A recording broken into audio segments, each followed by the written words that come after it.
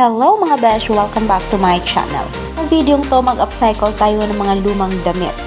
Nang sa ganun ay makagawa tayo ng panibagong style ng costume o kasuutan. Ito ang ating unang idea. Ang gagawin ko ngayon ay isang modern Filipiniana costume.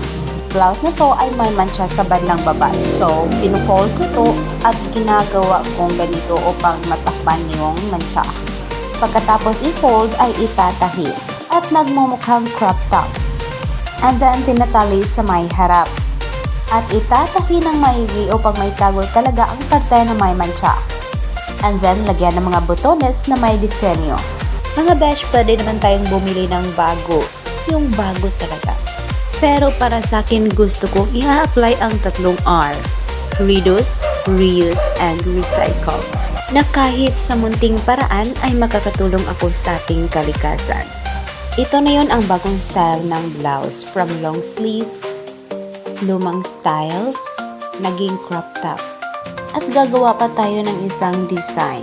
Next is idea number 2. Gagawa tayo ng bulaklak, kahit isa man lang. Sunflower, not yellow, ang hugis lang talaga. Ito yung cloth ng sleeves na pinuputol natin kanina. Cut into circles. Fold once, twice, and then, pagkatapos ay tahiin dito sa may bandang gilid, sa outer part. Pagkatapos matahi ay compress to form petals. Just follow mo lang guys kung anong ginagawa ko dito. Very simple and very easy. So, ito na yon ang mga petals na ginagawa or nagagawa natin. Ready to attach or ready to tahi na siya dito sa ating blouse. Sa may banda na may tinatakpan akong mancha. Repeat the process sa pagtahi hanggang sa matapos at magka-form tayo ng isang bulaklak. So, this is it, the final product sa ating blouse. Pwede na itong suotin. Guys, bago isuot ito, maghanda ka ng pang-inner. Pwedeng sando, white blouse, or tube. Upang hindi makikita yung tiyan mo or pusod. Bawal yan sa school. Of course, ang style ng mga Filipiniana dress dati ay conservative talaga. So, i-preserve natin ang pagiging conservative. And next mga besh, let's proceed to idea number 3. Sa part na to ay gagawa tayo ng skirt o saya mula sa ating old dress. Just cut the waist part and sew it. Pero pwede namang hindi putulin. Just fold, itago, and tahiin. So, this is it. Ito yung skirt natin na nagawa mula sa isang damit.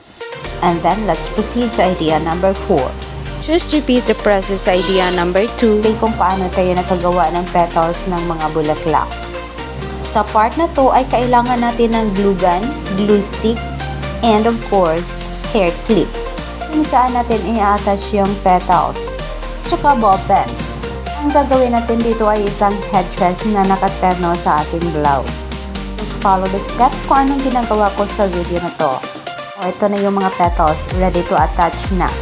Kung wala kang clip na ganito, pwede ka namang gumamit ng headband. O kahit ano na meron ka dyan, just be resourceful and creative.